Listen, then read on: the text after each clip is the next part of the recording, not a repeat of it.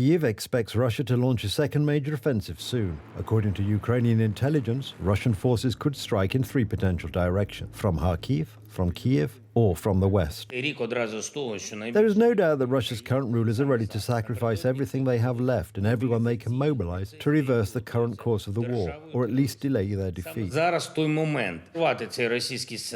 Any attempt at their offensive cannot succeed. Russia is mobilizing those they want to send to their deaths. We are mobilizing the civilized world in the name of life.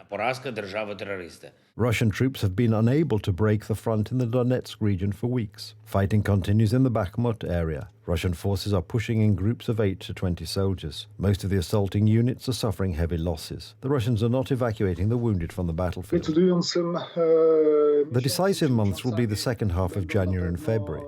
Falling temperatures will allow heavy equipment to pass through previously waterlogged areas. However, how it will all work out depends on the support of the West. The last attack on the eastern section of the front took place near Kramatorsk.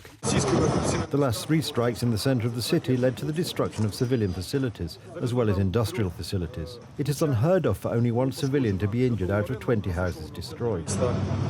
Because of the occupation of Ukraine's eastern regions by Russian troops, a dignified burial of some of the fallen Ukrainian soldiers is not possible. Volunteers within the Black Tulip mission are engaged in locating and exhuming the bodies of the fallen. Volunteers are constantly exposed to danger because the graves contain unexploded ordnance or intentionally placed mines. It is incomprehensible. I can't fathom how it's possible that in the 21st century human bodies just lie along roads, in forests and in ruined buildings. Our group is working 120% to find every soldier who died for Ukraine.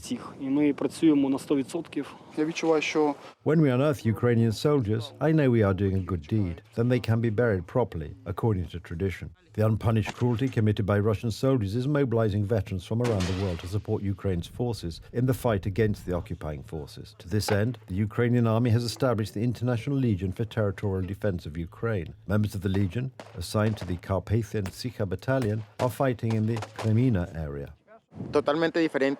This conflict is completely different from the war I experienced in Colombia. It can't be compared because here the scale is much larger. The Russians are hitting us with missiles and cluster bombs, among other things.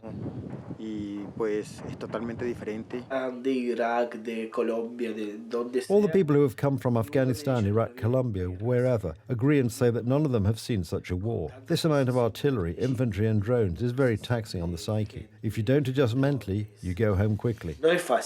Numerous losses at the front are just one of the Kremlin's continuing problems. The imperial policies of Moscow's oligarchs are driving Russia toward recession. International sanctions are hitting ordinary citizens and elites alike. Because of economic restrictions, pharmacists in Russia are facing drug shortages and doctors are emigrating.